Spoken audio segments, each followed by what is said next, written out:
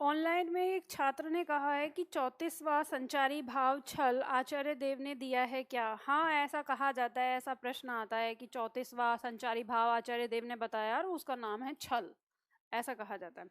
अच्छा, कल की क्लास में, ऑनलाइन क्लास में छात्र ने लिखा था कि हमें तो कुछ समझ में ही नहीं आया क्या पढ़ाया जा रहा है। तो मुझे ये बताइए ऑफलाइन वाले छात्र, कि आप लोगों को समझ में नहीं आया क्या पढ़ाया जा रहा है?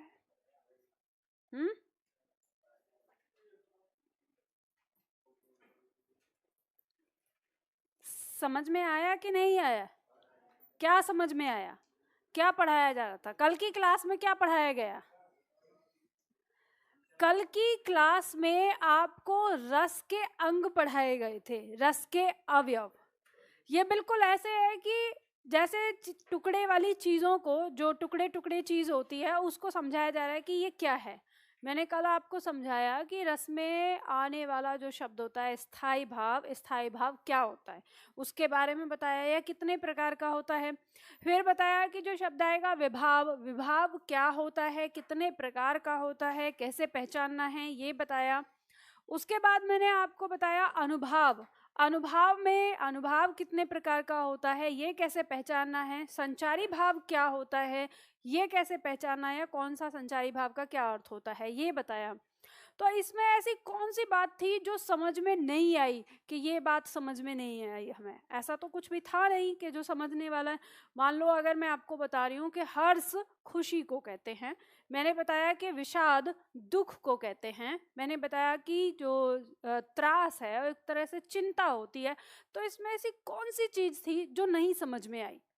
मैंने आपको बताया कि कायिक अनुभाव क्या होता है, कि जब कभी कोई क्रिया प्रतिक्रिया यानी जो चेष्टा है वो शरीर के अंगों द्वारा की जाएगी तो उसे हम क्या कहेंगे? कायिक अनुभाव। इसमें ऐसा क्या समझ में नहीं आया जो न समझ में आया हो? बात तो ये थी कि अब आगे पंक्ति आएगी, कहानी मतलब जो कोई पंक्ति आएगी, और किसी पंक्ति में आपसे ये पूछ लिया कि इस पंक्ति में अनुभाव कौन सा है, वाचिक अनुभाव है कि कायिक अनुभाव है, तो आप कैसे बताओगे जब आपको कायिक अनुभाव के बारे में नहीं पता, वाचिक अनुभाव के बारे में नहीं पता कि ये अनुभाव होता क्या है, तो आप उस किसी पंक्ति में क्या पहचानोगे कि इसमें कौन सा अनुभाव दिया है? तो कल की क्लास में मैंने आपको टुकड़ों टुकड़ों में चीजें बताई थी और उदाहरण देते हुए समझाया था कि कौन सी चीज क्या होती है। आज पढ़ेंगे हम रस। जब हमने कहा था कि रस हमारे कितने प्रकार के होते हैं, 11 प्रकार के होते हैं, जिनमें हमारा सबसे पहला रस है श्रृंगार रस। तो श्रृंगार रस हमारा क्या होता है, इसको हमें समझना है, इसकी परिभाषा को। श्रृंगार रस की परिभाषा कहती है कि जब किसी काव्य में नायक तथा नायिका के प्रेम मिलाप अथवा विरह का वर्णन किया जाता है तो वहां श्रृंगार रस होता है। इसका स्थायी भाव रति होता है और इस रस को रसराज या रसों का राजा भी कहा जाता है। अब आपकी परीक्षा में प्रश्न आ जाता है कि रसराज किसे कहते हैं, रसों का राजा किसे कहते हैं, तो क्या आ जाएगा उत्तर? श्रृंगार रस। श्रृंगार रस के दो भेद हैं, संयोग श्रृंगार और वियोग श्रृंगार। तो सबसे पहले संयोग श्रृंगार रस में परिभाषा लिखिए और फिर इसको हम समझते हैं। संयोग श्रृंगार रस में लिखिए, जब किसी काव्य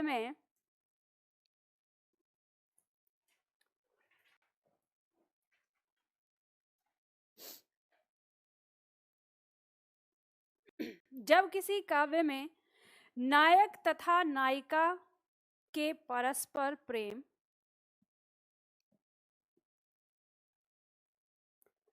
जब किसी काव्य में नायक तथा नायिका के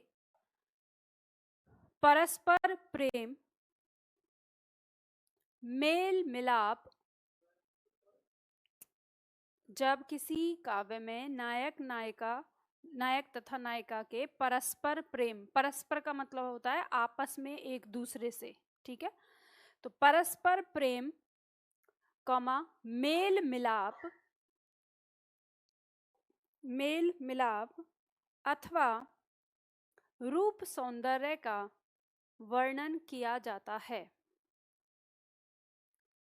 परस्पर प्रेम, मेल मिलाप अथवा रूप सौंदर्य का वर्णन किया जाता है, वहाँ संयोग श्रृंगार रस होता है। वहाँ संयोग श्रृंगार रस होता है।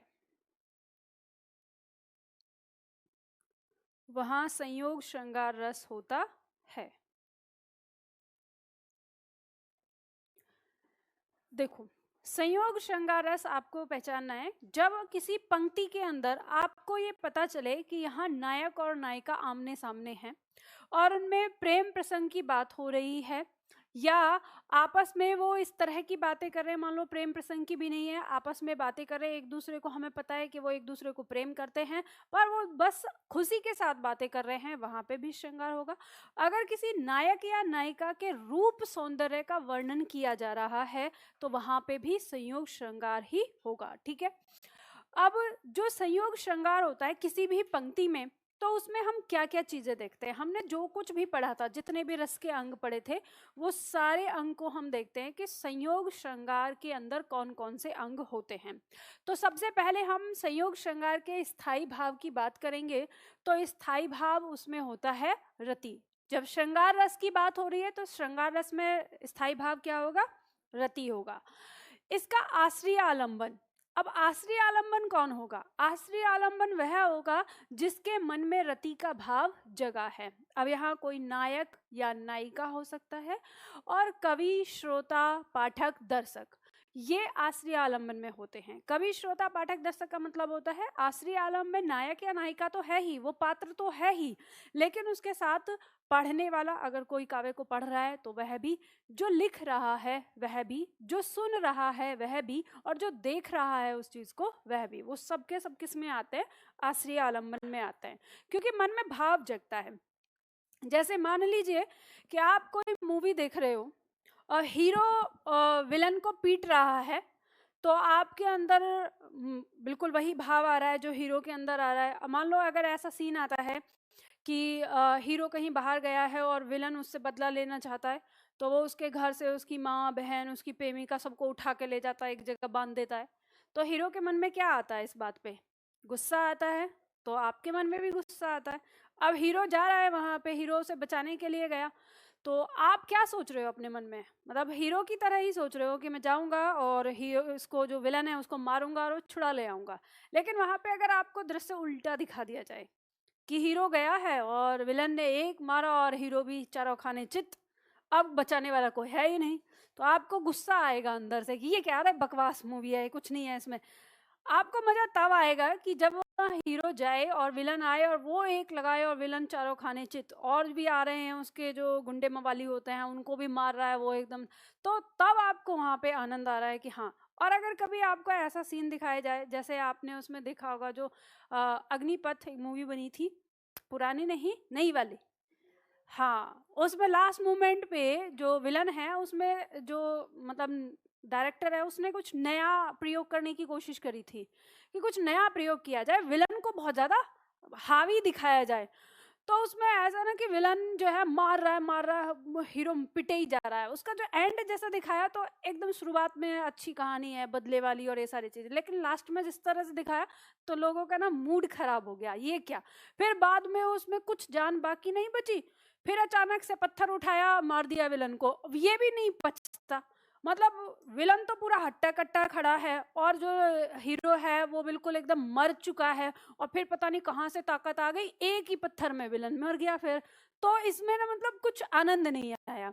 तो ये जो आपको, आपके मन में जो आनंद आता है, आपके मन में जो रस उत्पन्न होता है, इसी के आधार पर आप डिसाइड करते हैं कि कोई काव्य कितना अच्छा है, कितना बुरा है, कैसा है। मतलब ये है कि आपको बस आनंद आना चाहिए उसमें। तो ऐसे ही होता है, मान लो विलन मारा जा रहा है तो आपको वो अच्छा नहीं लगेगा, लेकिन जब हीरो मारेगा तो आपको अच्छा लगेगा। तो ये सब क्यों हो रहा है आपके मन में, ऐसा क्यों हो रहा है? क्योंकि वो जो वहाँ पे नायक या नायिका जो भी है वो आश्रय आलंबन है, और उस आश्रय आलंबन के साथ वो भाव आपके मन में भी आ रहा है। तो यानी आप दर्शक में हो, पाठक में हो, या लेखक हो, या कवि हो, जो भी हो, तो आपके मन में भी वैसा भाव उत्पन्न होता है। तो आश्रय आलम्बन में यही रहेगा। प्रश्न कभी पूछा जा सकता है कि आश्रय आलम्बन में इनमें से कौन सा होता है या कौन सा नहीं होता, और उसने ऑप्शन में दे दिया आपको कि इस तरह से कि आश्रय आलम्बन में एक ऑप्शन में दे दिया नायक या कवि, श्रोता, और को दे दिया कि जिसके प्रति मन में भाव जगे, तो वो क्या हो गया, वो विषय आलम्बन हो गया। तो आप इसे समझ जाएंगे कि कौन सा क्या है। जब हम बात करते हैं विषय आलम्बन की, तो विषय आलम्बन में वह व्यक्ति होता है जिसके कारण या जिसके प्रति मन में भाव जगा है। अब क्योंकि हम बात कर रहे हैं संयोग श्रृंगार की, तो यहाँ हमारे मन में कौन सा भाव जग रहा है, रति का भाव जग रहा है, ठीक है। तो वो हमारा क्या होता है, विषय आलम्बन। ऊपर अगर नायक है तो नीचे नायिका, और अगर यहाँ पे नायिका है तो यहाँ नायक। कहने का मतलब है, अब यहाँ पे हम जब श्रृंगार की बात करते हैं तो श्रृंगार जो है नायक और नायिका के बीच में ही होता है, ठीक है। अब गे वाला कॉन्सेप्ट तो यहाँ पे है नहीं कि भाई नायक और नायक, वो वाली चीज इनमें नहीं है अभी तक। आज वर्तमान समय में हो जाए तो बात अलग है, पर अभी हिंदुस्तान में तो इस मुद्दे पर बात करना ही नहीं मुनासिब समझा जा रहा। अगर आप न्यूज़ पढ़ते होंगे तो कोर्ट ने खारिज कर दिया ना कि समलैंगिकता और इन सारी चीज़ों पे बात करने की नहीं है ना। तो इसलिए इसमें विपरीत होता है, यहाँ नायक है तो यहाँ नायिका, आश्रय आलम्बन और विषय आलम्बन में। अब बात करेंगे उद्दीपन में। उद्दीपन में क्या होता है, वे परिस्थितियां या वस्तुएं जिनके कारण स्थायी भाव जगा है, यानी रति का भाव जगा है। अब इसमें जैसे चांदनी रात, गायन वादन, वर्षा, एकांत स्थल। अब जैसे मान लो चांद निकला हुआ है पूरा, अब आप एकांत स्थल में गए, अब रात में हैं, आपको कुछ नहीं सूझेगा, वहां आपको अपना प्रेमी याद आएगा, अपनी प्रेमिका याद आएगी, जो भी रहेगा। तो एकांत स्थल होते ही वहां पर क्या आ गया, प्रेम, रति का भाव मन में आ गया, ठीक है। अब जैसे गायन वादन है, गीत, आपने रोमांटिक गाने, अब मान लो मन में प्रेम का भाव है तो रोमांटिक गाने सुनने का मन होता है, या किसी ने चला रखे हो तो आपको भी याद आ जाता है। तो ये सब हमारे उद्दीपन है, ये परिस्थितियां हैं, ठीक है। आता है अनुभव। अब अनुभव में लिखा ही है आश्रय की चेष्टाएं। अब जब मन में भाव जग गया है, मन में भाव जगने के कारण फिर उसके बाद क्रिया प्रतिक्रिया क्या होती है, शर्म से आंखों का झुकना। अब ये आश्रय मतलब जो हमारा संयोग श्रृंगार है उसका अनुभव है। मुस्कुराना या पूछताछ करना, बात यही है कि अगर सामने है तो बातचीत होगी, ठीक है। संचारी भाव में क्या होगा, हर्ष होगा, जिज्ञासा होगा, उत्सुकता हो सकता है, लज्जा हो सकती है, ठीक है। तो ये सारे संचारी भाव है। अब ये तो हमने अनुमान लगाया है कि ये सारी चीजें उसके अंदर होंगी। अब कोई पंक्ति अगर आपके सामने दी हुई हो तो उस पंक्ति में आप उस परिस्थिति को जानकर समझकर फिर इन सारी चीजों को पहचानेंगे कि कौन सी चीज क्या होगी। अब जैसे उदाहरण के तौर पर हम देखते हैं, एक पंक्ति हमारे सामने दी है, बूझत श्याम कौन तू गोरी, कहाँ रहत काकी है बेटी। अब ये पंक्तियां जो हैं सूरदास जी की हैं, और स्थिति ऐसी है कि यहाँ पर इन पंक्तियों के पीछे जब हम पढ़ेंगे तो हमें पता चलेगा कि यहाँ पर जो कृष्ण हैं वो गोकुल में खेल रहे हैं अपने दोस्तों के साथ, और जो राधा जी है वो पहली बार गोकुल में आई हैं। तो कृष्ण ने राधा को देखा और उनके मन में प्रेम जगा, और फिर उसके बाद उन्होंने राधा से बातचीत शुरू की है। तो वही उन्हीं बातों का, उसी दृश्य को यहाँ पे दर्शाया गया है कि बूझत श्याम कौन तू गोरी। श्याम मतलब कृष्ण पूछते हैं कि हे गौरी तुम कौन हो। आगे पूछते हैं कहाँ रहत काकी है बेटी, देखी नहीं कबू ब्रिज खोरी। खोरी का मतलब यहाँ पे गलियों से है कि तुम कहाँ रहती हो और किसकी बेटी हो, ब्रज की गलियों में तुम्हें इससे पहले कभी नहीं देखा। काहे को हम ब्रजतन आवती, खेलत रही आपनी पौरी। अब राधा जी ने जवाब दिया है, उन्हें बताया है कि काहे को हम ब्रजतन आवत, ब्रज के प्रांगण में, ब्रज के मैदान में, मतलब हम क्यों आए यहाँ पे ब्रज के मैदान में। खेलत रही आपनी पौरी, पौरी का मतलब यहाँ पे आंगन से है, अपने ही घर में हम खेलते रहते थे। अब राधा को थोड़ी सी शरारत सूझी है कि अब बता देते कि हम यहाँ पे ब्रज में क्यों आते, हम तो अपने ही आंगन में खेलते रहे, पर हम एक कारण से यहाँ आए हैं। तो वो कारण बता रही है आगे कि सुनत रहत सवननी नंदन ठोटा, करत फिरत माखन दही चोरी। तो कह रही है कि मैंने अपने श्रवणन मतलब कानों से, मैंने कानों से सुना है कि नंद का जो लड़का है, बेटा है, वो माखन दही की चोरी करता फिरता है। तो ये सुना है तो इसलिए हम वही देखने के लिए आए हैं। अब ये तो राधा जी है, राधा जी तो वैसे ही सीधी सादी, और ये बात किससे कर रही है? कृष्ण से। तो कृष्ण ने बात को एकदम से तुरंत पलटते ही कहा, तुमरो कहा चोरी हम ले हो, मतलब तुम्हारा क्या चोरी कर लिया हमने जो तुम यहाँ चले आए हमको देखने के लिए। खेलन चलो संग मिल जोरी, फिर उन्होंने कहा देखो तुम्हारा हमने कुछ चोरी नहीं किया, और ऐसा है हम तुम्हारा कुछ चुराएंगे भी नहीं, तुम एक काम करो, अब आ ही गई हो तो हमारे साथ जोड़ी बनाकर खेलने चलो। आगे कहते हैं, सूरदास प्रभु रसिक शिरोमणि, बातिन भुरई राधिका भोरी। सूरदास जी कहते हैं कि रसिक शिरोमणि, रसिक मतलब आशिक, शिरोमणि मतलब सर्वश्रेष्ठ, जो आशिकों में सबसे श्रेष्ठ हैं, मतलब भगवान कृष्ण के लिए उन्होंने कहा है, उन्होंने बातों में भोली भाली राधा को बहला लिया है और उन्हें अपने साथ खेलने के लिए ले गए हैं। तो ये पंक्ति यहाँ पे आती है। अब इसमें हमारा कौन सी चीज क्या है? अब मैं अगर आपसे पूछूं कि इन पंक्तियों में कौन सा रस है, तो आप क्या बताएंगे? नायक और नायिका आपस में बात कर रहे हैं, तो इसमें क्या है? संयोग श्रृंगार। अगर मैं आपसे पूछूं कि इसमें स्थायी भाव क्या है, तो जब आपको पता चल गया कि संयोग श्रृंगार है तो मतलब स्थायी भाव क्या है? रति है। अगर मैं पूछूं कि इसमें आश्रय आलंबन कौन है, तो आश्रय आलंबन मतलब किसके मन में प्रेम जगा है? तो कृष्ण के मन में प्रेम जगा है। और विषय आलंबन कौन है?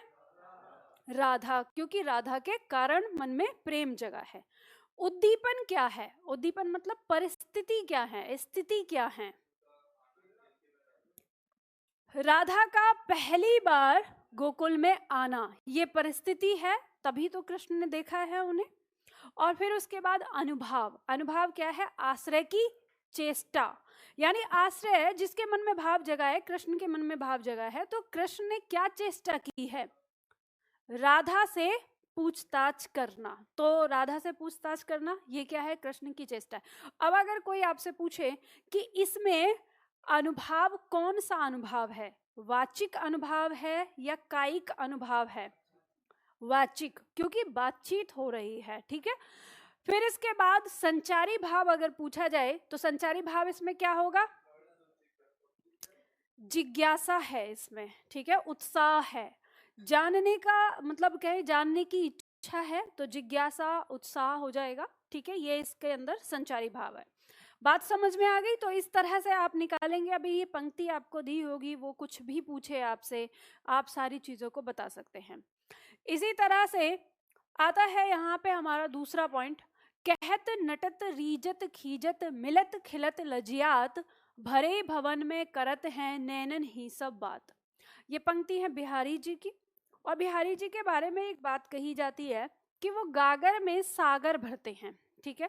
गागर में सागर भरना मतलब बहुत छोटी सी चीज में बहुत बड़ी बात कह देना। तो इन्हें ये कहा जाता है, प्रश्न भी आ जाता है आपकी परीक्षा में, आप चाहो तो लिख लेना, नोट डाउन कर लेना कि गागर में सागर भरने वाले कवि कौन है? बिहारी जी।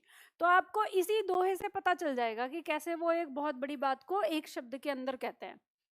यहाँ पे कुछ स्थिति इस तरह की है कि नायक और नायिका अपने परिवार समेत एक भवन में बैठे हुए हैं और किसी गंभीर मुद्दे पर चर्चा चल रही है। एक तरफ नायक पक्ष बैठा है, एक तरफ नायिका पक्ष बैठा हुआ है, और वो लोग बात कर रहे हैं आपस में जो भी होगी।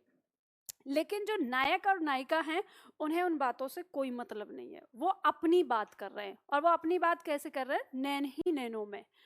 तो यहाँ पे आता है कि सबसे पहला शब्द है कहत, जिसका अर्थ आता है कि नायक नायिका से वहां से बाहर चलने के लिए कहता है। नटत, नायिका नाट जाती है, मना कर देती है। रीझत, अब नायक उसके मना करने की जो अदा है उस पर रीझ जाता है कि अरे क्या स्टाइल से मना किया है, मतलब। तो इस बात पर खीजत, जो नायिका है वो गुस्सा हो जाती है कि मतलब हर बात में आशिकी सूझती है इसको, हर एक चीज में, तो वो गुस्सा होके अपनी नजरें हटा लेती है। कुछ समय के बाद मिलत, मतलब दोनों की नजरें फिर आपस में मिलती हैं। खिलत, और फिर दोनों ही, मतलब जो नायक है वो खिल जाता है, खुश हो जाता है। और लज्जियात, इस पर जो नायिका है वो लज्जा जाती है, शर्मा जाती है, ठीक है। आगे पंक्ति कहती है भरे भवन में करत हैं नैनन ही सब बात। और देखो भरे हुए भवन में नैन ही नैनों में सारी बातें कर रहे हैं। अब इन पंक्तियों में नायक और नायिका दोनों उपस्थित हैं। तो रस कौन सा है हमारा? संयोग श्रृंगार रस है। स्थायी भाव की बात करेंगे तो रति है। आश्रय आलंबन की बात करें तो अब इस पंक्ति में स्पष्ट नहीं है, ठीक है, इस पंक्ति में स्पष्ट नहीं है। नायक और नायिका दोनों ही हो सकते हैं। तो विषय आलंबन और आश्रय आलंबन नायक अथवा नायिका। जब ऐसी स्थिति आए कहीं पर कि स्पष्ट ना हो तो वहां पे नायक अथवा नायिका ही आप लिखें अगर पूछा जाएगा तो। उद्दीपन क्या है, परिस्थिति क्या है? देखो जब ध्यान रखना, जब कभी आए मान लो ऐसे पूछ लिया जाए कि इसका उद्दीपन क्या है, तो आपको उद्दीपन से चीजें याद ना रहे तो जो मैंने आपको उसका कोड बताया है कि परिस्थिति। तो आप देखो परिस्थिति क्या है कि आमने सामने बैठा होना, एक दूसरे के आमने सामने बैठा होना, ये परिस्थिति है, ठीक है। अनुभाव क्या है? अनुभाव यानी चेष्टा क्या है? तो चेष्टा है नैन ही नैनों से बातें करना, तो ये उनकी चेष्टा है। और संचारी भाव क्या है? जिज्ञासा है, खुशी है, हर्ष है, ये सारी चीज आ जाएगा। तो आराम से पहचान लोगे पंक्ति के अंदर जो भी चीजें, अब वो कुछ भी पूछे। ऐसे आपकी परीक्षा में अक्सर जो पूछा जाता है दो ही चीजें पूछी जाती है, स्थायी भाव पूछा जाता है, रस पूछा जाता है। कभी कभार अनुभाव या आश्रय आलम पूछ लेता है, तो वो बहुत आसानी से आप बता दोगे। नंबर 3 पॉइंट कहता है बतरस लालच लाल की मुरली धरी लुकाए, सोह करे बोहन हंसे देन कहे नट जाए। अब ये पंक्ति भी बिहारी जी की है। बिहारी जी ने कृष्ण और राधा की जो लीलाएं हैं उनका वर्णन अपने अंदाज से किया है। तो यहाँ पे बिहारी जी कहते हैं कि जैसे कृष्ण जी हर रोज राधा से मिलने के लिए आते हैं, तो उनका एक ही काम है, आते हैं और बांसुरी बजाना शुरू कर देते हैं, बांसुरी सुनाते हैं। अब राधा जी इस बात से बहुत परेशान हो गई हैं, क्योंकि वो आते हैं बांसुरी बजाते हैं, बातचीत करते नहीं हैं। तो ये होता है कि लड़कियों में एक खास बात होती है, लड़कियों को बातें करना ज़्यादा अच्छा लगता है, लड़कों को बातें करना अच्छा नहीं लगता। अब इस बात से वो परेशान हो गई कि ये देखो जब आते हैं बस मुरली बजा के चले जाते हैं। तो राधा जी ने आज उनकी मुरली को छिपा के रख लिया है कि चलो कम से कम मुरली नहीं रहेगी तो बात करेंगे। तो अब वो उनसे मुरली को मांग रहे हैं।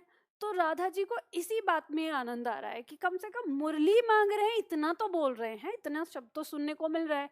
तो उन्हीं पंक्तियों को यहाँ पे बिहारी जी ने उस दृश्य को फिल्माया है इसमें कि बतरस लालच लाल की, यानी बातों का रस लेने के लिए के लालच में, लाल की मतलब कृष्ण की, मुरली धरी लुकाए, लुकाए मतलब छिपा देना, मुरली को छिपाकर रख लिया है। सोह करे बोहन हंसे। अब जैसे ही बोलते हैं, अब वो पूछते हैं कि तुमने ली है मेरी बांसुरी, तो सौगंध उठाती है, कसम लेती है कि सोह करे मतलब कसम उठाती है, और बोहन हंसे, और फिर वो आँख ही आँखों में हंसती है। तो जब वो पहचान जाते हैं कि मतलब झूठ बोल रही है, इन्होंने लिया है, तो देने के लिए कहते हैं, तो देन कहे नट जाए, मना कर देती है, नट जाती है। तो यहाँ पर नायक और नायिका आमने सामने हैं, आमने सामने हैं, तो इसमें कौन सा रस होगा? संयोग श्रृंगार। स्थायी भाव की अगर बात होगी तो रति। नंबर 4 देखेंगे हम, यहाँ पर दिया हुआ है, ये पूरा लिखा हुआ है या अधूरा है? देखो लिखो, खिल रहा है मृदुल, और ये है अध खुला।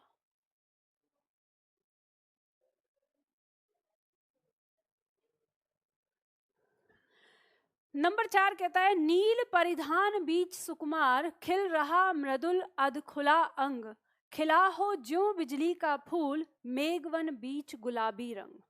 अब यहाँ पे पंक्ति कहती है कि पंक्ति के अंदर आता है कि नीले परिधान यानी नीले वस्त्रों के बीच में सुकुमार, वो नई नवेली जो कुमारी है, उसका जो आधा खुला अंग है, मृदुल मतलब कोमल अंग, खिल रहा है। किस तरह से खिल रहा है? जैसे खिला हो जो बिजली का फूल, मेघवन बीच गुलाबी रंग, जैसे कोई बिजली का फूल मेघ रूपी वन में खिला हुआ हो।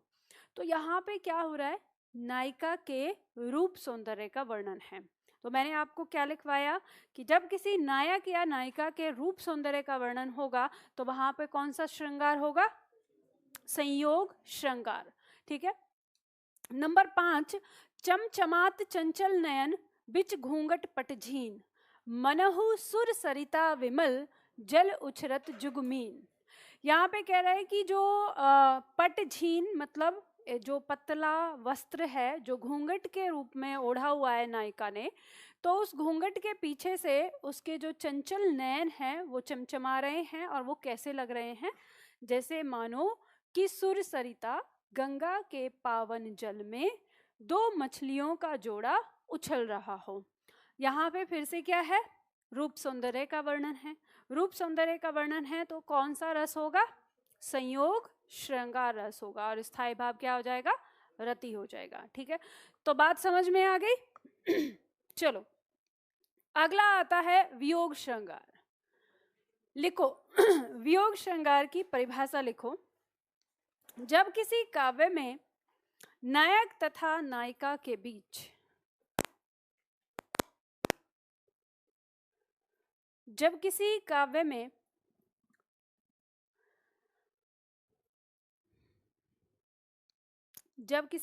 में नायक तथा नायिका के बीच विरह अथवा नाराजगी का वर्णन किया जाता है विरह अथवा नाराजगी का वर्णन किया जाता है, वहां वियोग श्रृंगार रस होता है।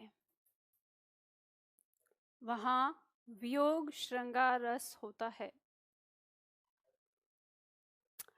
जब किसी काव्य में नायक तथा नायिका के बीच विरह अथवा नाराजगी का वर्णन किया जाता है, विरह अथवा नाराजगी का वर्णन किया जाता है, वहां वियोग श्रृंगार रस होता है। वहां वियोग श्रृंगार रस होता है। अब देखो इसके अंदर जो अवयव होंगे कौन कौन से होंगे। स्थायी भाव की हम बात करेंगे तो स्थायी भाव होगा रति। ठीक है, अब ये मत सोचना कि मैम आपने तो कहा था कि किसी भी रस में एक ही स्थायी भाव होगा, वो स्थायी भाव किसी दूसरे का नहीं होगा। तो यहाँ पे कैसे आ रहा है, तो ध्यान देना, आप संयोग हो या वियोग, इसका स्थायी भाव रति होगा, प्रेम ही होगा। क्योंकि वियोग श्रृंगार भी आपका तभी उत्पन्न होगा जब आपके अंदर प्रेम है। अगर आपके अंदर प्रेम नहीं है तो वियोग कभी उत्पन्न होगा ही नहीं। क्योंकि अगर मान लो कि कोई अगर नाराज होके चला गया तो आपके ऊपर रत्ती भर भी असर नहीं पड़ेगा कि जा गया, अरे ठीक है, तू कहते ना कि तू रूठा मैं छूटा, वो वाला हिसाब हो जाएगा। तो इसमें कोई वियोग नहीं होगा। लेकिन वियोग कब होगा, जब प्रेम है। अब मान लो वो नाराज हो गया तो अब चिंता सताई जा रही है, भाई वो नाराज हो गया, कैसे होगा, तो यहाँ पे वियोग उत्पन्न हो गया। तो इसलिए स्थायी भाव इसका रति ही होगा। आश्रय आलंबन, जिसके मन में वियोग का भाव जगा है। अब नायक नायिका कवि श्रोता पाठक दर्शक सब रहेंगे। विषयालंबन में वह व्यक्ति जिसके कारण या जिसके प्रति मन में वियोग का भाव जगा है। उद्दीपन में आ जाएंगी वे परिस्थितियां या वस्तुएं जिनके कारण स्थायी भाव जगा है, जैसे उदास गायन वादन। उदास गायन वादन मतलब सैड सॉन्ग। ठीक है, जैसे आपने मान लो कि ऐसी परिस्थिति हो जाए कि अब आप 12th से आ गए हैं, अब कहानी आपकी आगे बढ़ती जाएगी। तो आप यहाँ पे आ गए हैं और 2-3 साल आपको हो गए हैं पढ़ते हुए, तैयारी करते हुए, और वैसे भी 2-3 साल से कभी लॉकडाउन की वजह से, कभी किसी की वजह से जॉब भी नहीं निकल रही हैं, तो आप तैयारी में लगे हुए हैं। वहाँ प्रेशर हो रहा है, 3 साल में उनकी ग्रेजुएशन हो गई है, वो कितनी देर इंतज़ार करेंगे। तो उन्होंने आज कहा है कि देखो ऐसा है, तुम्हारे बस की है तो कर लो कुछ जॉब वाब, नहीं तो पापा मेरे लिए लड़का देख रहे हैं, और ऐसा करना कि 2 महीने बाद शादी है, आके दावत खा जाना। और उन्होंने गुस्से में फ़ोन रख दिया। आपको बहुत दर्द हुआ यार, नाराज हो गए। उन्होंने कहा दी मुझसे बात मत करना, बात तभी करना जब तुम्हें जॉब मिल जाए। अब आप बहुत उदास हो गए हो, आप अपने दोस्त के पास जा रहे हो कि जाके उससे कुछ बात करते हैं, लेकिन दोस्त थोड़ा सा रंगीले अंदाज का आदमी है, उसको सैड सॉन्ग पसंद है, तो वो ऐसे ही वहाँ पे बैठा हुआ, उसने गाना चला रखा है, तेरी मेरी प्रेम कहानी है मुश्किल। अब आप गए थे अपना थोड़ा सा मन को वो करने के लिए कि हाँ ठीक है, लेकिन वहाँ वो गाना सुन के वहाँ सैड सॉन्ग चल रहा था, उसे सुन के और ज़्यादा मन में रोना आ गया कि भाई इसने तो पहले ही कह दिया कि तेरी मेरी प्रेम कहानी है मुश्किल। तो वहाँ से आप चले आते, मतलब मन में क्या हो गया, आपके वियोग उत्पन्न हो गया है। ये सैड सॉन्ग का असर होता है। जैसे दिया है वर्षा। अब वर्षा चाहे आपका संयोग में हो या वियोग में, एक ही जैसा काम करता है। वर्षा हो, एकांत स्थल हो, कोयल की आवाज हो, या ये चीज है, क्योंकि दोनों ही तो एक ही चीज का रूप है, श्रृंगार का ही है। अब मान लो जैसे अब मन पे डिपेंड करता है। वर्षा आ गई, आप बहुत खुश हैं, आपके साथ आपका पार्टनर है, तो आप दोनों खुश हैं, अरे वर्षा बहुत अच्छी लग रही है, दोनों पानी में भीग रहे हैं, तो यहाँ पे प्रेम उत्पन्न हो गया।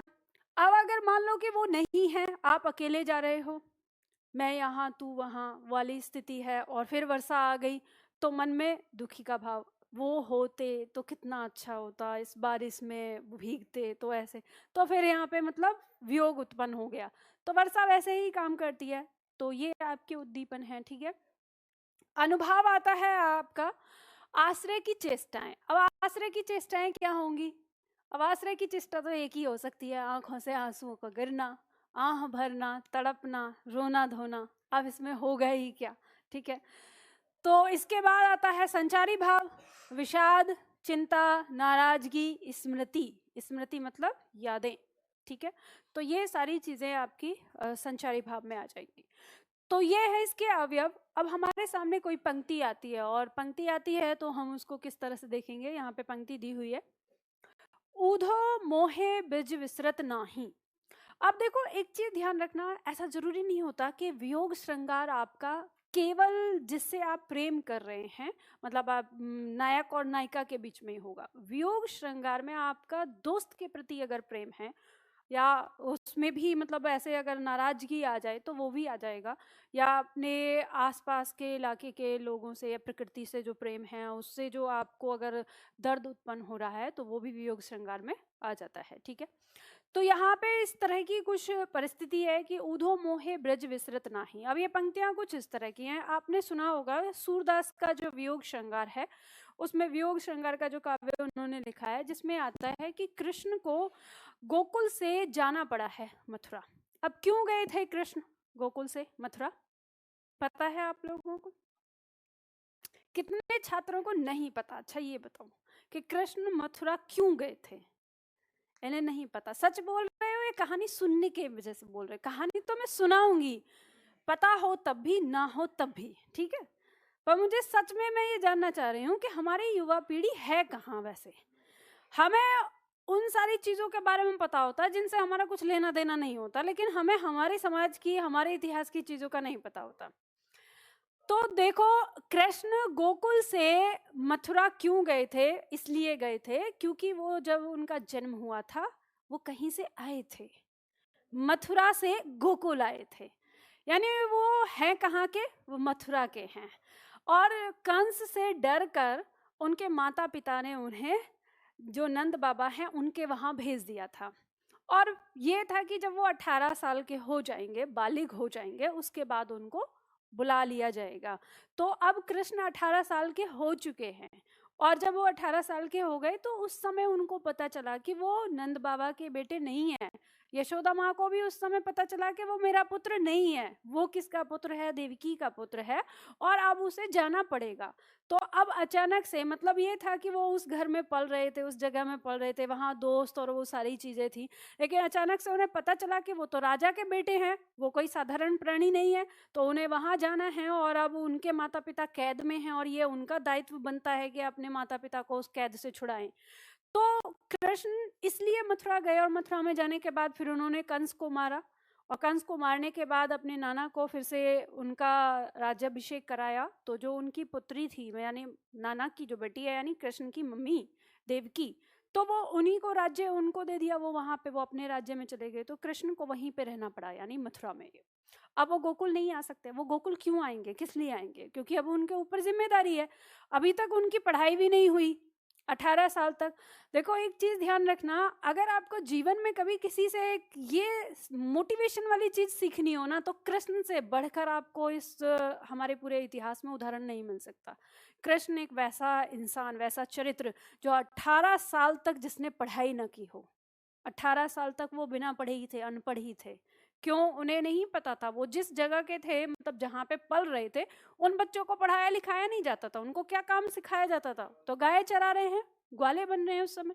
फिर उन्हें पता चलता है कि हाँ, ये अगर वो राजा के पुत्र होते तो राजा के पुत्र को 5-6 साल का होने के बाद भेज दिया जाता था आश्रम में कि वो वहाँ पे शिक्षा अध्ययन करते थे, और 25 साल के जब हो जाएं फिर उसके बाद वो घर आते थे। अब कृष्ण जी हैं 18 साल से 25 साल तक की उम्र है उनकी अब पढ़ाई करने की, और उन्होंने उसी उतनी ही उम्र में, मतलब वही 5-6-7 साल के अंदर ही उन्होंने सीखा जो कुछ भी सीखा। और उसके बाद उनका आप नाम जानते हो कि राम से भी 2 कलाएं आगे उन्होंने सीखी। कहा जाता है कि राम के अंदर 14 कलाएं थी और कृष्ण के अंदर 16 कलाएं थी। तो खैर, तो बात ये हुई कि अब कृष्ण मथुरा में ही रहेंगे, लेकिन अब उन्होंने जो अपना 18 साल का जीवन जहाँ जिया है और जहाँ वो अपनी प्रेमिका को छोड़ के गए हैं, तो वो सारी चीज़ें उनको याद आ रही हैं अब। तो अब वो अपने महल में हैं, और दृश्य ये है कि वहाँ उनके मित्र हैं ऊधो, वो आए हैं और उन्होंने देखा कि कृष्ण की आंखों में आंसू हैं। तो उन्होंने पूछा कि अब कुछ लोग जैसे जो ऊधो हैं, ये निर्गुण ब्रह्म को मानते हैं, निर्गुण ईश्वर को मानते हैं, और इनका कहना है, इनका मानना है कि कृष्ण जो है वो ईश्वर का अवतार हैं। तो वो पहले से ही कृष्ण को ईश्वर का अवतार मानते हैं। तो वो उनसे कहते हैं कि तुम्हारी आंखों में आंसू, जो जगत का पालनहार है, तुम्हारी आंखों में आंसू क्यों हैं और किस लिए हैं? तो फिर वो अपने मन का दर्द उन्हें बताते हैं। तो वही पंक्ति कहते हैं कि ऊधो मोही ब्रज विसरत नाही, हे ऊधो मुझसे ब्रज भुलाया नहीं जाता। विसरत का मतलब है भुलाया, भूलना, ठीक है। हंस सुता की सुंदर कगरी, हंस सुता किसका पर्यायवाची है? यमुना का पर्यायवाची। कि हंस सुता का यानी यमुना का सुंदर किनारा, अरु द्रुमन की छाही, द्रुमन किसका पर्यायवाची है? वृक्ष।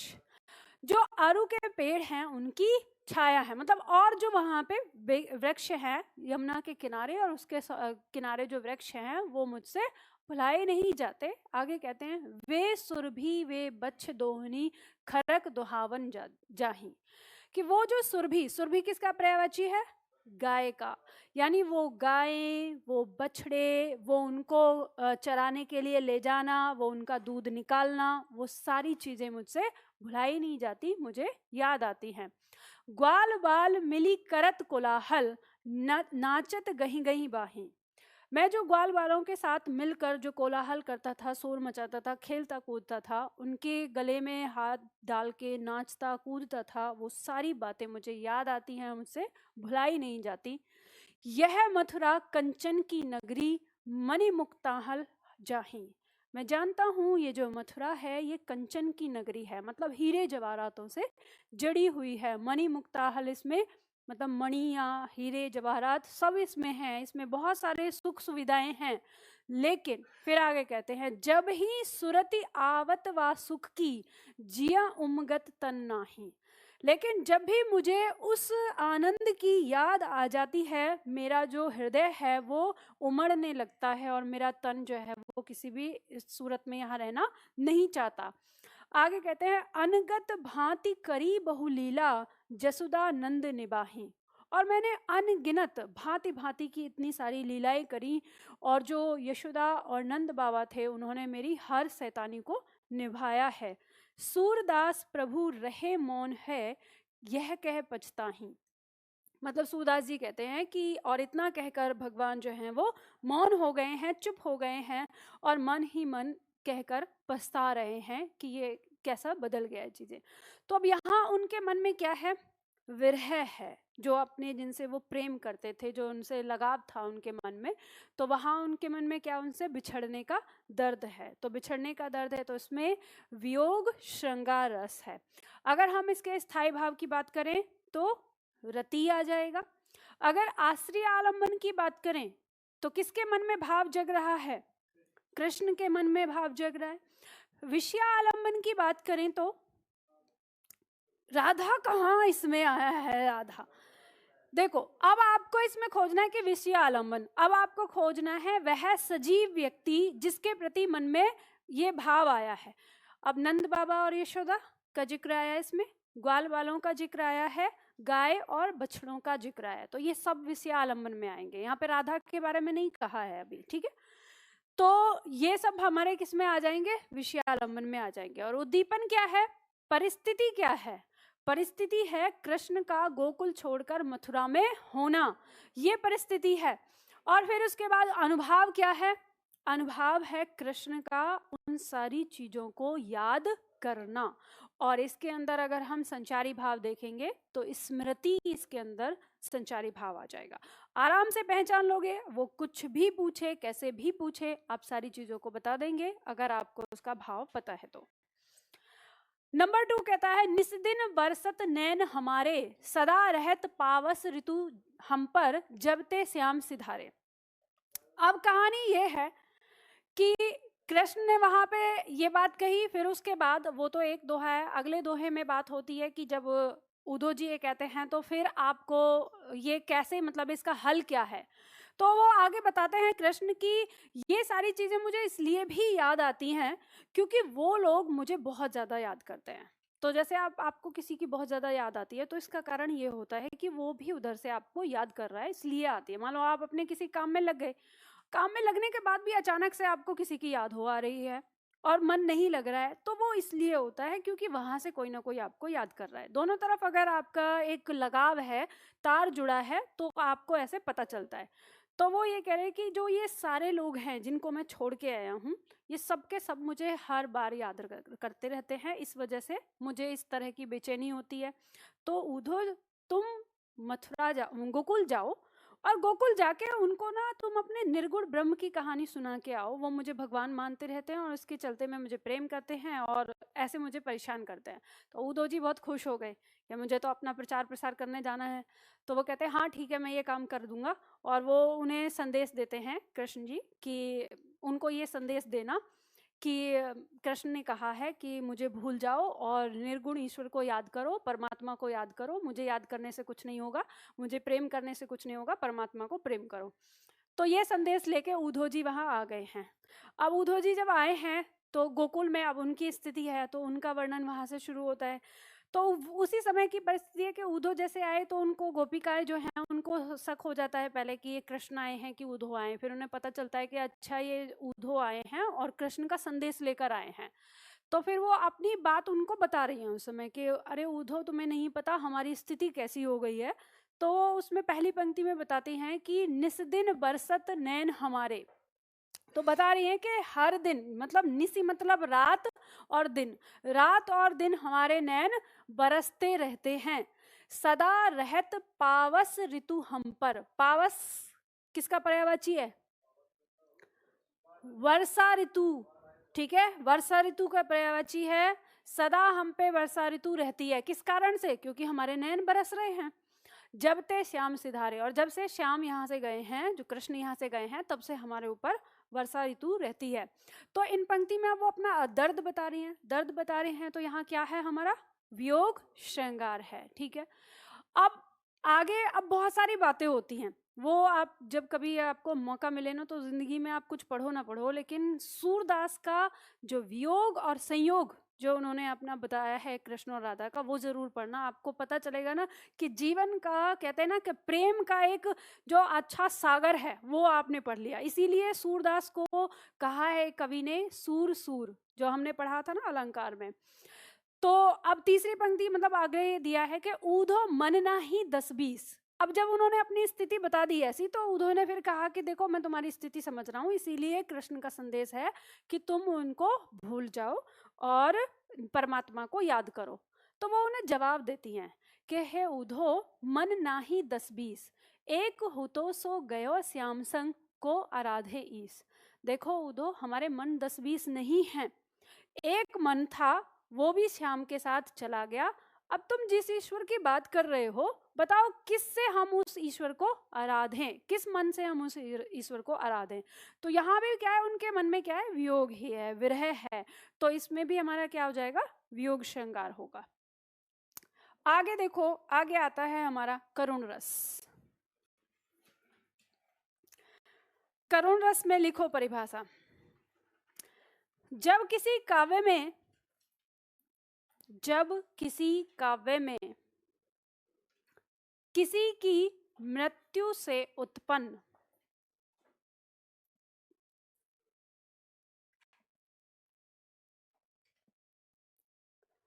ऑनलाइन में छात्र कह रहे हैं मैम बुक लेनी थी, कौन सी लूं, हिंदी की? बेटा बुक लेने की आवश्यकता नहीं है, जो आपको नोट्स दिए हुए हैं इकाई 8 तक वही सारे प्रिंट करवा लो, उतना ही पर्याप्त है आपके लिए, ठीक है? कोई किताब लेने की ज़रूरत नहीं है। आप मेरा लेक्चर ले रहे हैं, नोट्स पढ़ लीजिए और जो मैं लिखवा रही हूँ वो लिख लीजिए, वही पर्याप्त है। क्या लिखा आप लोगों ने? जब किसी काव्य में किसी की मृत्यु से उत्पन्न दुख, कौमा, किसी प्रकार की हानि, किसी प्रकार की हानि, किसी प्रकार की हानि, कौमा, कभी न खत्म होने वाली वेदना, किसी प्रकार की हानि, कौमा, कभी न खत्म होने वाली वेदना, कभी न खत्म होने वाली वेदना, अथवा गरीबी से उत्पन्न दुख, अथवा गरीबी से उत्पन्न दुख।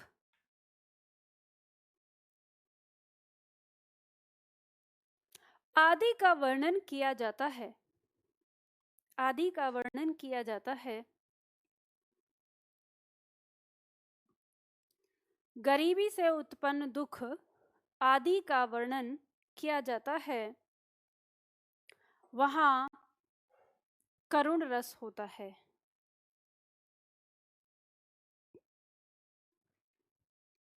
वहां करुण रस होता है। स्थाई भाव देखो इसका, स्थाई भाव हो जाएगा शोक, आश्रय आलंबन, जिसके मन में शोक का भाव जगा है। इसमें नायक नायिका, कवि, श्रोता, पाठक, दर्शक आदि रहेंगे। विषय आलंबन में वह व्यक्ति जिसके कारण मन में शोक जगा है। उद्दीपन में आ जाएगी वे परिस्थितियां, ये वस्तुएं जिनके कारण शोक जगा है, जैसे किसी की मृत्यु हो जाना, कोई दुर्घटना हो जाना, या गरीबी से उत्पन्न जो कष्ट होता है उससे। अनुभाव में आ जाएगा आश्रय की चेष्टाएं। अब आश्रय की चेष्टाएं क्या होंगी? रोना धोना, चीखना चिल्लाना, छाती पीटना आदि, ये सब रहेंगे जो वियोग श्रृंगार में होता है उसी के लगभग। संचारी भाव में आ जाएगा विषाद, त्रास, चिंता, जड़ता, दीनता आदि, ये सब इसके संचारी भाव हो जाएंगे। अब कहने का मतलब क्या है, आपको ये लग रहा होगा कि मैम चीजें तो वैसे ही आ रही हैं, अब जो हमारा वियोग श्रृंगार है और जो करुण रस है, इन दोनों में अंतर क्या है? तो इनमें अंतर समझना कि जो करुण रस है, करुण रस में किसी की मृत्यु का अगर वर्णन दिया है तो वहां पे करुण रस होगा, ठीक है? कोई गरीबी, जैसे गरीबी दशा को दिखाया गया है कि गरीबी की अवस्था कैसे, दयनीय स्थिति किसी की दिखाई जा रही है, या किसी का शरीर जो है छत विछित हो गया है, कोई अंग किसी का एक्सीडेंट हो गया है और किसी का हाथ पैर कट गया है, तो ये एक बड़ी त्रासदी होती है एक तरह से। या किसी की चोरी वोरी हो गई है, कोई काम मतलब चीज़ें खो गई हैं और अब उसके पास कुछ नहीं बचा, वो एक तरह से कंगाल हो गया है, वैसी स्थिति का वर्णन हो वहाँ पे। या फिर आता है कि कोई ऐसी वेदना जो अब कभी ख़त्म नहीं होगी, मतलब जो एक हो गया, मतलब बीता हुआ कोई ऐसा समय, ऐसा कोई डिसीजन, ऐसा कोई बात जो अब कभी बदल नहीं सकता, यह हमेशा वैसा का वैसा ही बना रहेगा, तो वैसी वेदना वो हमारी किस में आती है? करुण रस में। वियोग श्रृंगार करुण रस का हिस्सा कब बनता है? इन दोनों को एक और तरीके से समझो तो करुण रस ऐसा होता है कि करुण रस में जो नुकसान हो गया उसकी भरपाई की कोई उम्मीद नहीं होती है, मतलब जो चीज़ आपसे बिछड़ गई वो पुनः नहीं मिल सकती। लेकिन जो वियोग श्रृंगार है, वियोग में अगर कोई प्रेमी या प्रेमिका आपसे बिछड़ा हुआ है तो उसके पुनः मिलन की उम्मीद होती है, और जिस दिन ये पुनः मिलन की उम्मीद समाप्त हो जाएगी उस दिन वो वियोग से निकल के किस में आ जाएगा? करुण रस में। जैसे मान लो आपके जीवन की जो कहानी हमने ली है, अब उस कहानी को थोड़ा आगे बढ़ाते हैं, समझते हैं वियोग और करुण रस में अंतर क्या है। जैसे मान लीजिए अभी उन्होंने जब फ़ोन किया तो बताया हमने सोचा था कि ये बात ऐसे ही गुस्से में बोल रही है, लेकिन वो बात सच थी, वो झूठ नहीं थी। उन्होंने कहा 2 महीने बाद आ जाना, मेरी शादी तय हो गई है, आके दावत खा जाना। वो गलत नहीं था, वो सही बात थी। 2 महीने हो गए और यहाँ कोई रिजल्ट का लेना देना है ही नहीं, कोई नामो निशान है नहीं, कुछ कर सकते नहीं हैं। तो अब पता चल गया कि हाँ आज शादी है, दोस्त को भी पता चल गया है, दोस्त भी आके बैठ गया है बगल में। कार्ड भेज दिया था व्हाट्सएप पे, तब समझ में आया था कि बात तो सच है। तो उसमें लिखा था 8 बजे बारात का स्वागत। तब तक प्रोग्राम तैयार हो कर दिया है दोस्त ने, क्योंकि कैसे ना थोड़ा सांत्वना तो देनी है। फिर कह रहे एक दो दोस्त और आ गए हैं, अड़ोस पड़ोस वाले। 2 दोस्त होते हैं, एक तो आपका रूममेट होता है, एक होता है आसपास जो हो जाते हैं, वो उनको भी बता दिया उसने। फिर आगे चौकड़ी लगी है, भाई चिंता मत कर, तू बोल, चल मंडप के बाहर गाड़ी लगा देते हैं, बोला उठा लेते हैं। अरे नहीं नहीं ऐसे नहीं करना यार, सबकी इज्जत है, आपने मना कर दिया, ठीक है। फिर उसमें लिखा हुआ था कि 11 बजे जयमाला, तो 8 बजे से 11 बज गए जयमाला। फिर 2 बजे फेरे, ठीक है। उसके बाद अब वहाँ तब तक चल रही हैं चर्चाएं, अभी तक वियोग श्रृंगार है, उम्मीद है। फिर सब लोग दोस्त कह रहे हैं भाई ऐसा हो सकता है ना, वहाँ से उठा लाते हैं या ऐसे करते हैं, दूल्हे को ही पकड़ लेते हैं, वो नहीं पहुँचेगा, दिन गुजर जाएगा। बहुत सारे तिड़कम बनाए जा रहे हैं, लेकिन नहीं। फिर अंत में 2 बजे फेरे हो गए, तो अब तो फेरे हो गए होंगे, मंगलसूत्र पहना दिया गया होगा। फिर 5 बजे तारों की छाँव में विदा लिखा हुआ, 5 बज गए, अब वो विदा हो गए। अब आपका जो वियोग है वो करुण में बदल गया, क्योंकि अब वो दोबारा आपको जीवन में कभी प्राप्त नहीं है। तो यहाँ पे आपका वियोग जो है वो करुण में आ गया। अब मन में एक बात है कि आपने एक गलती कर दी थी। आपने जैसे ही आप आए थे तो आपका सिलेक्शन हो गया था एक जॉब पर, जो आपने सीजीएल का दिया था, फॉर्म भरा था, तो उसमें आपको, आप बाहर बॉर्डर पे जाना नहीं चाहते थे, तो आपने सोचा नहीं आगे हो सकता है यूपी में ही मिल जाए, तो यूपीएसआई के चलते में आपने ज्वाइन नहीं किया उसे। अब मन में वेदना आ रही है, काश कि मैं वो जॉब ज्वाइन कर लेता, तो आज ये किसी और का ना होता, ये मेरा होता। तो ये वेदना पूरी जिंदगी। अब मान लो आप, फिर ऐसा हुआ कि 6 महीने बाद आपका रिजल्ट आ गया, आपका सिलेक्शन हो गया, आप एसआई बन गए, अब आपकी भी शादी हो रही है। अब शादी तो हो गई, वो तो होनी ही है, ऐसा तो है नहीं, लेकिन मन में तो कोई और है और सामने कोई और है। तो मन में जो चल रहा है हमेशा, अब कुछ चीजें ऐसी है कि जो उनमें कुछ खास था, कुछ अलग था, और जो सामने है उसमें कुछ खास है नहीं, वो वैसा। तो जब भी कभी वो कुछ खास मन में दोहराता है तो वो आ जाता है, वो विरह जो है, वो जो दर्द है, वो मन में उभर आता है। तो जब तक शादी नहीं हुई थी तब तक था वो वियोग, और अब जब शादी हो गई है, कुछ चीजें आगे मिलन की कोई संभावना नहीं है, अब जब वो मन में उभरता है, काश कि वो वक्त फिर से आ जाए और फिर ऐसा हो। तो ये है करुण, यानी मन में जो वेदना चल रही है। तो ये दोनों में ये अंतर होता है। तो यहाँ पे हम देखेंगे, और मैंने बता दिया था कि करुण रस में मृत्यु का समाचार हो, किसी की मृत्यु हो गई हो, कि दुर्घटना में किसी का अंग छत विच्छित हो जाए, चोरी हो जाए, या गरीबी उत्पन्न हो जाए किसी के पास, उस तरह का, तो वहां पे भी करुण होता है। अब जहाँ पे देखते हैं, उदाहरण दिया है पहला, यहाँ दिया हुआ है, सखी वे मुझसे कहकर जाते। इसमें 2 पंक्तियां हैं आपकी, ये नीचे वाली पंक्ति और ऊपर वाली पंक्ति कभी कभी अलग अलग करके आ जाती है टुकड़ों में। तो ये पंक्ति कहती है, सखी वे मुझसे कहकर जाते, कहते तो क्या मुझको वे अपनी पथ बाधा ही पाते। ये पंक्तियां हैं उस समय की, जब जो सिद्धार्थ है, सिद्धार्थ को जानते हो ना, गौतम बुद्ध, ठीक है। तो जब सिद्धार्थ थे, मतलब गौतम बुद्ध नहीं थे, जब उनके मन में वैराग उत्पन्न हुआ तो वो छोड़ के चले गए। तो यशोधरा को बिना बताए नहीं गए, मतलब बता के नहीं गए थे, आपको पता है, बिना बताए चले गए थे, त्याग कर उन्हें चले गए थे। और फिर उसके बाद उनको ना ज्ञान प्राप्त हुआ है, और वो सिद्धार्थ से क्या हो गए हैं, गौतम बुद्ध बन गए हैं। तो जब उन्हें ज्ञान प्राप्त हुआ तो वो अपनी जो शिक्षा कहते हैं ना, भिक्षा मांगने के लिए आते हैं, पहले घर पे ही आते हैं, तो अपने घर पे आ रहे हैं। अब उन्हें पता चल गया है, तो सब लोग तो खुशी मना रहे हैं कि हमारे घर का बेटा इतना बड़ा ज्ञानी महापुरुष बन गया है, और ये सारी चीज़ें। तो सखी ने आके यशोधरा को भी कहा है कि तुम्हें ये गर्व की अनुभूति होनी चाहिए कि तुम्हारे जो पति हैं वो इतने महान साधु बन गए हैं, उन्हें ज्ञान प्राप्त हुआ है। तो वो उसी बात को कहती है अपनी सखी से कि सखी वे मुझसे कह कर जाते। उनके मन में क्या है, एक वेदना है, दर्द है, उसी दर्द को वो यहाँ पे बता रहे हैं कि कहते तो क्या वे मुझको अपनी पथ बाधा पाते, कि अगर वो अपनी वेदना को मुझसे कहते तो क्या वो अपने पथ की बाधा पाते। मुझको बहुत उन्होंने माना, फिर भी क्या पूरा पहचाना। अब उनको जो मन में वेदना है, जो दर्द है, वो इस बात का है कि उन्होंने अपनी पूरी दुनिया मुझे ही माना और मेरे लिए ही सब कुछ किया, लेकिन फिर भी क्या उन्होंने मुझे पूरी तरह से पहचाना था? आगे कहती है कि मैंने मुख्य उसी को जाना जो वे मन में लाते, कि मेरा उद्देश्य वही था जो उनकी इच्छा थी, उनकी इच्छा पूरी करना। तो आगे फिर कहती है सखी वे मुझसे कहकर जाते, मतलब उनका कहने का मतलब ये था कि अगर उनको इस दुनिया से उनका मन भर गया था, अगर वो मुझसे ये कहते कि मुझे सब कुछ छोड़ के जंगल में तपस्या करने के लिए जाना है, तो क्या मैं उनको रोकती? मेरा मेरा मैं भी वही करती जो उनका मन होता। तो आगे बोलती है कि स्वयं सुसज्जित करके क्षण में प्रियतम को प्राणों के पण में हम ही भेज देती हैं रण में छात्र धर्म के नाते सखी वे मुझसे कहकर जाते। अब उन्होंने ये बात कही है कि मैं तो उस वंश से आती हूँ, उस धर्म उस जाति से आती हूँ जो छात्र धर्म के नाते अपने प्रियतम को खुद अपने हाथों से सजा कर रण में भेज देते हैं। कि जब अगर मान लो रण में भेज रहे हैं तो उनको पता थोड़ी है कि जीवित वापस आ जाएगा। अगर मान लो इतनी ही कमजोर होती महिलाएं तो वो खुद ही क्यों भेजती ना, खुद कहती कि ना जाने की जरूरत नहीं है लड़ाई करने के लिए नहीं।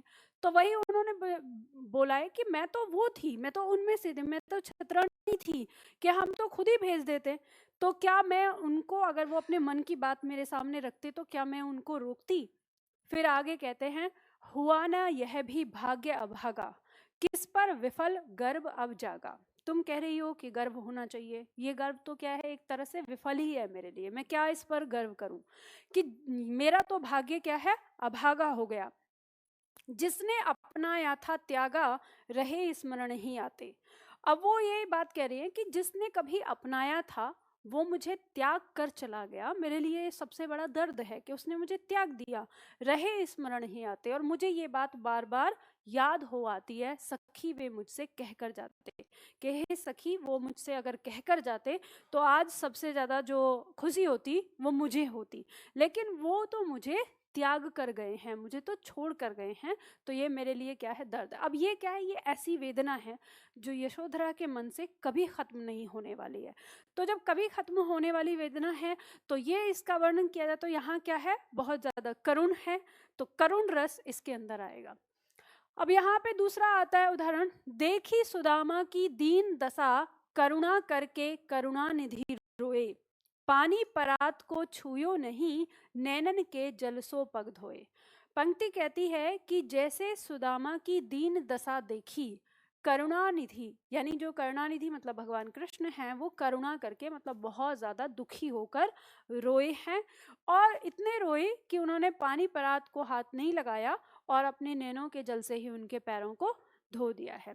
तो इसमें भी क्या है, क्योंकि सुदामा की दीन दशा का वर्णन हो रहा है और फिर कृष्ण उस बात से विचलित होकर रो गए हैं, तो इसमें क्या है, करुण रस है। ठीक है, तो इस तरह से आप इसे पहचान सकते हैं। बात समझ में आ गई? चलो इसके बाद आता है हास्य रस। हास्य रस की परिभाषा लिखिए। आप लोग तो कुछ ज्यादा ही सीरियस हो गए, करुण रस दिखने लगा आपके चेहरे पे। वैसे हर रस का आनंद लेना चाहिए। अगर मतलब मैं ये चीज कहती हूँ कि वो व्याख्या नहीं, वो पंक्ति पंक्ति नहीं, जो आपको उस रस का जो मतलब उसमें जो रस है उस रस का आनंद ना आप तक पहुंचाए। ठीक है। अच्छा, एक बार मुझे एक छात्र ने पूछा था कि मैम आप कहती हो कि ये सब रस हैं और रस का मतलब आनंद होता है, तो करुण में आनंद कहाँ आता है, उसमें तो दुख होता है। तो आपका भी ये कोई इस तरह का प्रश्न है कि यहाँ पे दुख हुआ, मन दुखी हो गया? हाँ, क्या हुआ? हाँ, वो भी तो आनंद ही है। अब देखो ये इस तरह से है कि जब ये चीज आपके अपने मन में होगी तब आपको दुखी लग सकता है, लेकिन जब आप सुन रहे किसी दूसरे की कहानी तो वो तो आनंद ही लगते हैं ना, वो चाहे वो दर्द सुनाए कैसे, अच्छा ठीक है, सुन के। तो यहाँ पे जो ये है जो रस आपको मिलता है, अब जिसकी कहानी सुनाई जा रही है असली दुख तो उसको है, लेकिन आप तो सुन रहे हैं, आपको तो क्या है, आनंद है, मतलब उस दर्द में भी आनंद। जैसे आपने देखा होगा बागवान मूवी देखी होगी, बागवान मूवी कितनी बार रुलाती है, आंसू आ जाते हैं, आंसू भी आ जाते हैं। और उसके बाद आपने एक मूवी देखी है, पता नहीं शायद आपने देखी होगी ना, एक हैचिको नाम की मूवी है, जापान के एक, हाँ, कुत्ते की कहानी है। और उसमें डायलॉग्स कुछ नहीं है, बहुत मतलब इंग्लिश में है, वैसे तो वो हिंदी में तो शायद उसका वर्जन मिलता नहीं है। इंग्लिश में है और उसमें डायलॉग ना के बराबर है, बस सीन है, लेकिन वो कहानी ऐसी है कि जो ये बंदा कहता हो ना कि मुझे रोना नहीं आता किसी मूवी को देखकर, मैं ये गारंटी से कह सकती हूँ कि वो फूट फूट के रोगा। मतलब इस ऐसा सीन है, इस तरह की चीजें दिखाई है। लेकिन अब आप रो रहे हो और उसके बाद भी जब मूवी खत्म होती है तो फिर आप कैसा महसूस करते हो? अच्छा, कोई पूछता है मूवी कैसी है? बहुत बढ़िया थी भाई, बहुत आनंद आया। मतलब रोए हो और कह रहे हो आनंद। चाहे आपका वो विभत्स हो, चाहे वो आपका भयानक हो, चाहे आपका वो अद्भुत रस में आए, चाहे आपका करुण में आए, रस सब में होता है, ठीक है। चलो हास्य रस में लिखो इसमें। जब किसी काव्य में किसी घटना परिस्थिति, जब किसी काव्य में किसी घटना कॉमा परिस्थिति, किसी की वेशभूषा, जब किसी काव्य में किसी घटना परिस्थिति, किसी की वेशभूषा अथवा रूप रंग का, अथवा रूप रंग का ऐसा वर्णन किया जाए, ऐसा वर्णन किया जाए जिसे सुनकर, हाँ, अथवा रंग रूप का, रंग रूप का ऐसा वर्णन किया जाए, ऐसा वर्णन किया जाए जिसे सुनकर या देखकर, जिसे सुनकर या देखकर हंसी आती हो, जिसे सुनकर या देखकर हंसी आती हो, वहां हास्य रस होता है, वहां हास्य रस होता है।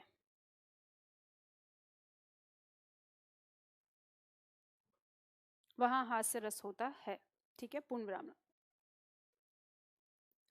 स्थायी भाव देखेंगे। स्थायी भाव है हमारा हास, ठीक है। आश्रय आलंबन, जिसके मन में हास का भाव जगा है, नायक नायिका, लेखक पाठक कवि श्रोता दर्शक। विषयालंबन में वह व्यक्ति जिसके कारण या जिसके प्रति मन में हास्य का भाव जग रहा है, जैसे जोकर भी हो सकता है इसमें, और भी कोई व्यक्ति हो सकता है। उद्दीपन हो जाएगा हंसाने वाले के हाव भाव या वे परिस्थितियां जिनके कारण हमें हंसी का भाव जग रहा है। अनुभाव में आ जाएगा आश्रय की हास्य चेष्टाएं। अब आश्रय की हास्य चेष्टाएं क्या हो सकती हैं? जोर जोर से हंसना, ठहाका लगा के हंसना, लोटपोट होके हंसना आदि, ठीक है।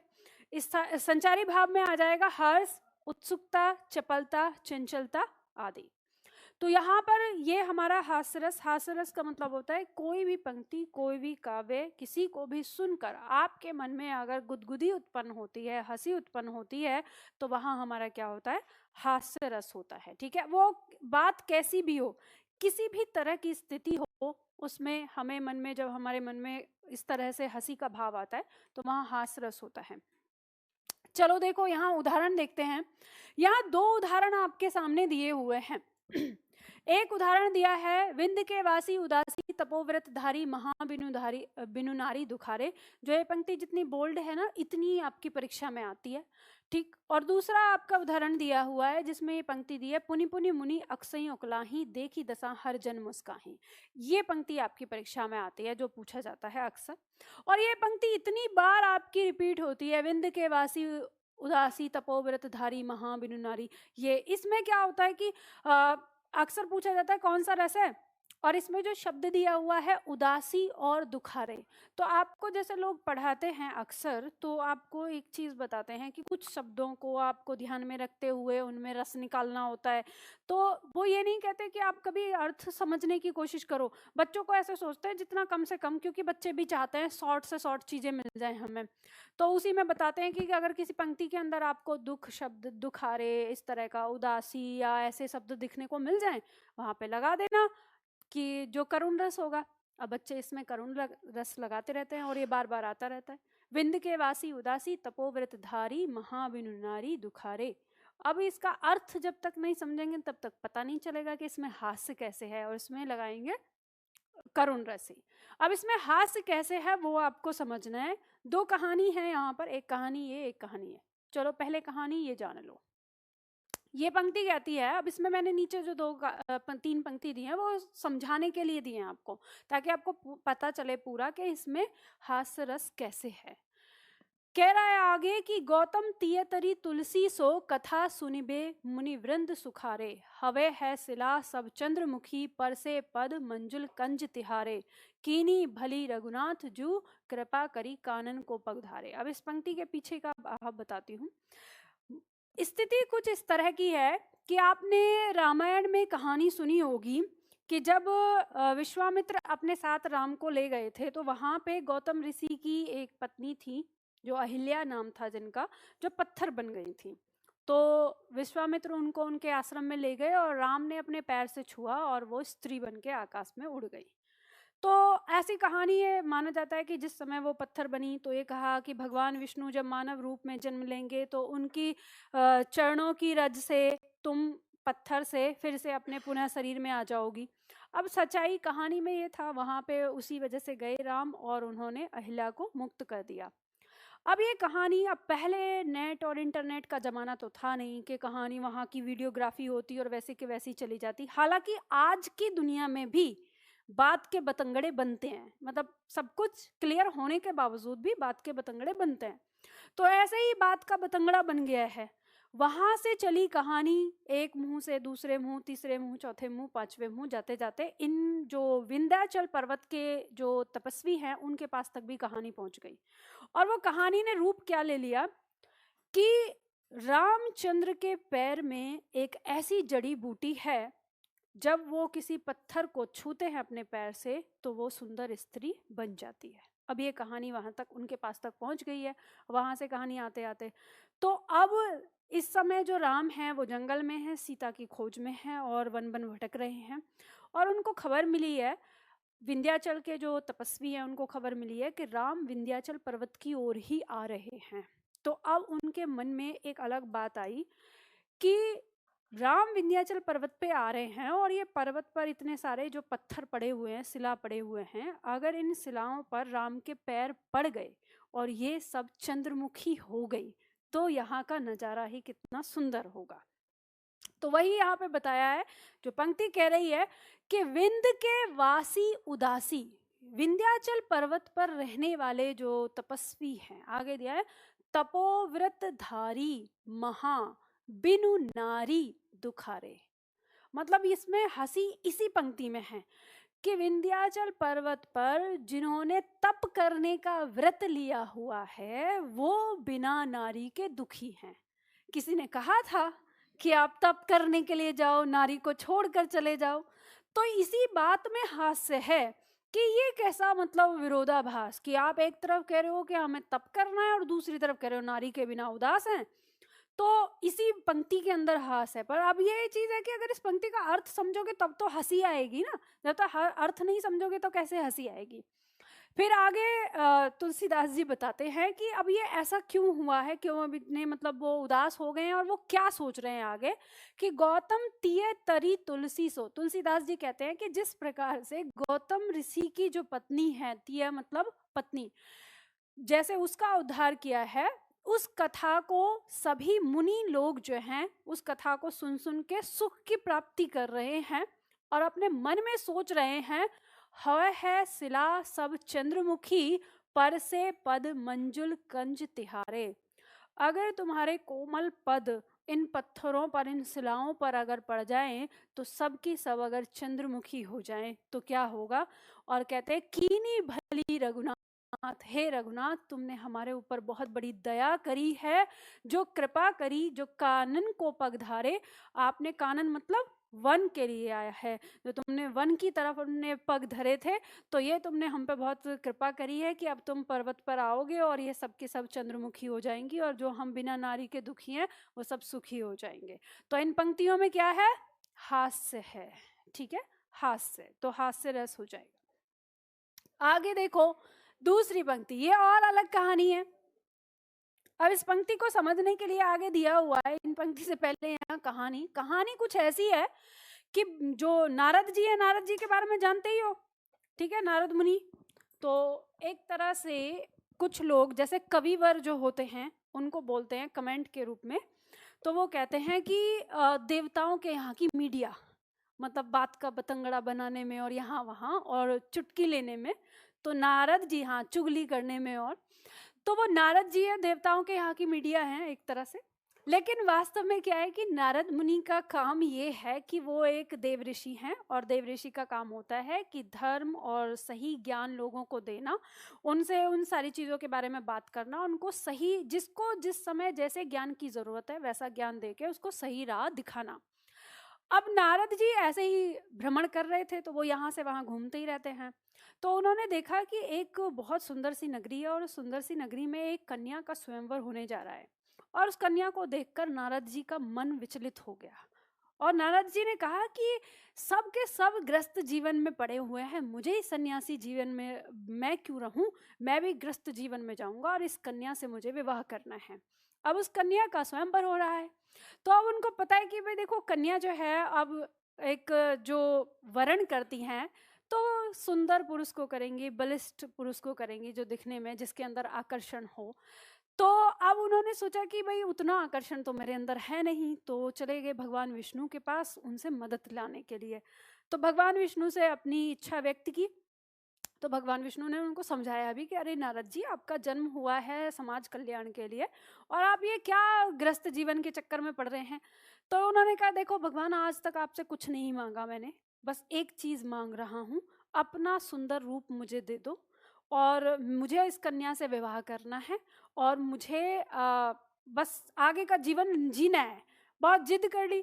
तो कहते हैं कि देखो, आप ईश्वर से अच्छा मांगो या बुरा, वो देते तो हैं, लेकिन आपको ना वो ये जब भी वो देते हैं तो इस चीज की छलनी, एक तरह से प्रकृति जिसे कहते हैं, वो प्रकृति आपकी चीज़ों को देखते हुए कि वो आपके लिए फ़ायदेमंद है या आपके लिए नुकसानदेह है, उन सारी चीज़ों का तोल मोल करने के बाद ही आपको आपकी मांगी हुई चीज़ देती है। तो उसी में होता है कि जो आपके लिए फ़ायदा पहुंचाएगी वो चीज़ आपको मिलेगी, और जो आपको फ़ायदा नहीं पहुंचाएगी, जो आपका नुकसान कर सकती है, वो चीज़ आपको नहीं मिलती, चाहे आप कितने भी बड़े भक्त क्यों ना हो। तो भगवान विष्णु ने उनसे कहा कि ठीक है नारद, जब तुम नहीं मानते हो तो तुमको जो मुझसे चाहिए, तो मैं तुम्हें कहता हूँ, हरि का तुम्हें वह रूप मिले जिससे तुम्हारा कल्याण हो। अब उन्होंने रूप तो दे दिया कि हरि का वह रूप मिले जिससे तुम्हारा कल्याण हो, तो जो योग माया है, जो प्रकृति है, अब जो वो प्रदान करेगी, उसे तो पता है कि नारद जी का जन्म हुआ है समाज कल्याण के लिए, इनको इसलिए बनाया गया, और ये कहाँ जा रहे हैं, ग्रस्त जीवन में, अपने आप को भी बर्बाद करेंगे और उस पोस्ट को भी खराब करेंगे जो पोस्ट दी गई है। तो उसने कहा कि ठीक है, मतलब कि इस कन्या से इनका विवाह नहीं होना चाहिए, और इन कन्या से विवाह नहीं होगा तो वो कैसे होगा, जब इन्हें हरि का रूप दिया जाएगा। अब हरि का मतलब केवल विष्णु नहीं होता, हरि का मतलब बहुत सारे अर्थ है, अनेकार्थक अर्थ आपने पढ़े हैं। तो हरि का बंदर रूप उनको दे दिया गया प्रकृति ने। अब क्योंकि नारद जी को पता है कि उनका रूप परिवर्तित हो गया, तो उन्होंने एक बार भी आईना नहीं देखा कि मुझे कौन सा रूप मिला है। अब वो इतने उतावले थे कि जाके स्वयंवर में बैठ गए। अब स्वयंवर में जो बैठ गए, उसी दृश्य को यहाँ फिल्माया गया है, बताया गया है, यहाँ दर्शाया गया है कि काहू ने लखा सो चरित विसेखा। लखा मतलब देखना, किसी ने ऐसा अभी तक नहीं देखा था जो वहां पे, मतलब इस रूप को, जो स्वरूप नृप कन्या देखा। नृप मतलब राजा, राजा की उस पुत्री ने जो नारद जी का रूप देखा, आज तक ऐसा रूप किसी ने ना देखा था ना बखान किया था। मरकट बदन भयंकर देही। मरकट किसका पर्यायवाची है, बंदर, ठीक है, कि बंदर के समान बदन शरीर और भयानक देह है, देखत हृदय क्रोध भाते ही। और जैसे ही उन्होंने नारद जी को देखा, उन्होंने अपने हृदय में क्रोध धारण कर लिया कि इसने ये कैसे सोच लिया कि मैं इसका वर्ण करूंगी। तो अब इस बात का उनके अंदर गुस्सा है, तो इस वजह से जेहि दिसी नारद बैठे फूली, सो दिसी ते ही न विलोकी भूली। मतलब जिस दिशा में नारद जी फूले हुए बैठे थे कि मैं बहुत सुंदर हूँ, सबसे ज्यादा सुंदर प्राणी मैं ही हूँ यहाँ, उस दिशा में उस कन्या ने भूल कर भी नहीं देखा। विलोकी मतलब देखना, ठीक है, कि तिरछी नजर से, मतलब विलोकी का मतलब तिरछी नजर से देखना, कि उसने तिरछी नजर से भी नहीं देखा, भूल कर तिरछी नजर से भी नहीं देखा। पुनि पुनि मुनि अक्सही अकलाही, देखी दशा हर जन मुस्काही। अब नारद जी जैसे वो एक राजा से दूसरे राजा की तरफ बढ़ती हैं, तो नारद जी खड़े हो जाते हैं तुरंत कि अरे ये कन्या बड़ी अजीब है, इतना सुंदर पुरुष यहाँ पे है और ये कहाँ देख रही है और ये सारी चीज। फिर बैठ जाते हैं वो। तो अब उनकी जो स्थिति है उसको देखकर वो जो बार बार अकला रहे हैं, वहाँ जो स्वयंवर देखने के लिए लोग आए हैं वो मुस्कुराए जा रहे हैं, हंसे जा रहे हैं, और इस दृश्य में क्या है, हास्य रस हो रहा है। तो यहाँ पे आपको पता चलता है कि ये क्या है, हमारा हास्य रस यहाँ पे आया है। आगे दिया है पंक्ति में, तंबूराले मंच पर बैठे प्रेम प्रताप, साज मिले 15 मिनट घंटा भर आलाप। घंटा भर आलाप राग में मारा गोता, धीरे धीरे खिसक लिए थे सारे श्रोता। अब इस स्थिति में आप समझ गए होंगे कि जो प्रेम प्रताप जी हैं वो तंबूरा लेकर मंच पर बैठ गए हैं और उनको 15 मिनट का टाइम मिला है कि उनको जो अपनी ये बात रखनी है, अपना जो संगीत सुनाना है वो 15 मिनट के लिए में ही बताना है। लेकिन उनका तो घंटा भर का आलाप ही है। आलाप मतलब जो बोलते हैं शुरुआत करना, तो 1 घंटे का उनका वही आलाप ही है। अब वो तो घंटा भर आलाप राग में मारा गोता, अब वो तो घंटा भर का आलाप करके अपने राग में गोता मार गए। अब वहां जो बैठे थे श्रोता वो किसी न किसी बहाने से धीरे धीरे क्या हो लिए, खिसक लिए। तो अब इस दृश्य में क्या है, हास्य है, तो इन पंक्तियों में भी क्या हो जाता है, हास्य रस हो जाता है। ठीक है, तो आज की क्लास में हम इतना ही करेंगे, अब इसके आगे कल की क्लास में हम करेंगे। ठीक है,